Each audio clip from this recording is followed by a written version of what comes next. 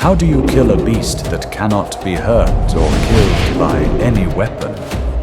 And why would Hercules, the mightiest hero on earth, bow down and follow the orders of his greatest enemy when that enemy was commanding him to go to certain death? The answer lies back in time.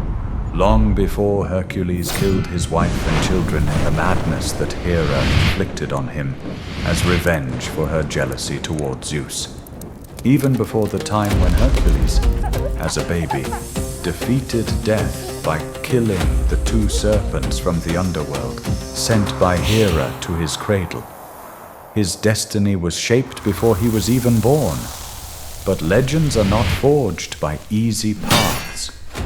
When Zeus, king of the gods, cheated on his wife, the goddess Hera, with the mortal Alcmene, he unleashed the greatest jealousy ever told. Hera hated Hercules because he was living proof of her husband's affair. An unbearable irony for her, goddess of marriage. She was determined to ruin Hercules' life from the moment he was in his mother's womb. To protect his son, Zeus made an oath that not even gods could break. The firstborn from Perseus' bloodline would be king of Mycenae, the greatest city in all Greece. Zeus thought he was ensuring the kingdom for Hercules, as his mother was part of the bloodline of Perseus, the great hero who killed Medusa. But Hera had other plans. Using her divine power, she delayed Alcmene's labor while accelerating the birth of Eurystheus, Hercules' cousin, who also carried Perseus' blood. Eurystheus was born first and, as a consequence, inherited the throne Zeus had intended for his son. That changed everything. But what Hera didn't know was that her hatred had put in motion the very events that would make Hercules the only hero to ever achieve immortality. Eurystheus became king of Mycenae, but he always felt inferior to the great hero, growing in him the same hatred for Hercules that Hera possessed. Years passed while one ruled and the other became legend, gaining popularity and fame not only among humans, but also among gods, who were amused by his strength and bravery. That's when Hera, still full of hatred, poisoned his mind to make him do the unthinkable. Kill his own wife and children. That destroyed our hero. Hercules was overwhelmed with unbearable guilt. Only the god Apollo, god of prophecy, gave him hope through his oracle at Delphi. The Pythia, Apollo's sacred priestess, delivered his divine words. Serve Eurystheus 12 years, perform 10 labors imposed on you, and you will become immortal. There was no other path but to follow Apollo's prophecy. So Hercules went to serve Eurystheus, his enemy, who saw the opportunity to end Hercules' life and fame by commanding the hero the most impossible labors. His first labor, kill a beast impossible to kill, the Nemean Lion. This lion was covered by impenetrable skin, with claws that could cut even metal. For decades, this beast had terrorized the land, and no one who faced it had ever survived. Hercules accepted his fate. He was so desperate for redemption that death couldn't scare him anymore.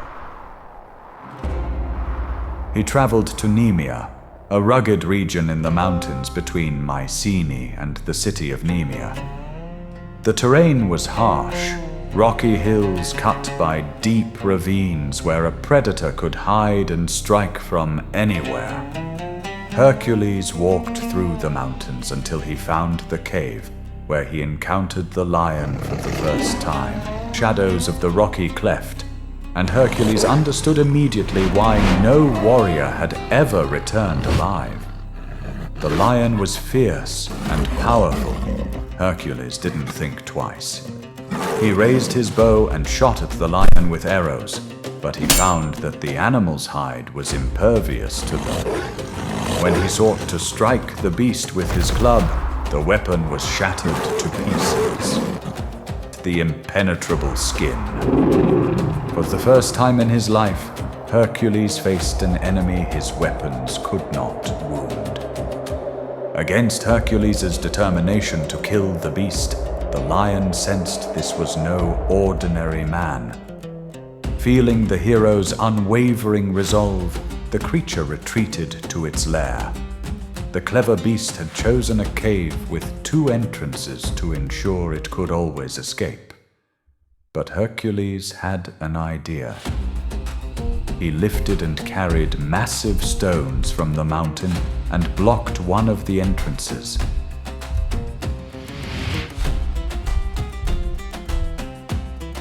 He knew weapons were useless against the lion's skin, so the only way to kill the animal would be using his strength.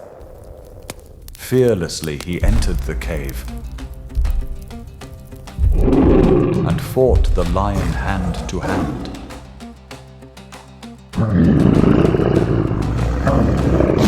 He grabbed the beast by its neck with both arms and, pressing with all his strength, strangled the animal until he felt the life fade away from the creature. He had achieved the unthinkable, killing the well-known beast that was impossible to kill.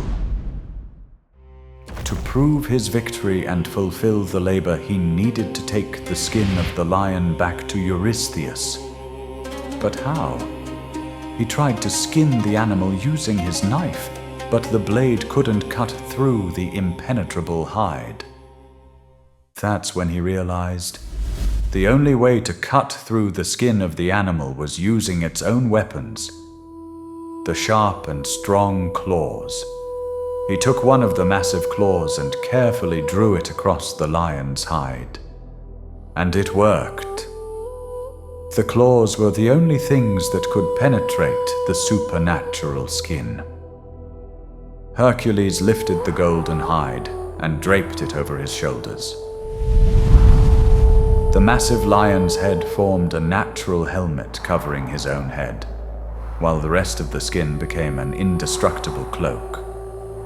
For the first time, Hercules wore armor that no weapon could penetrate.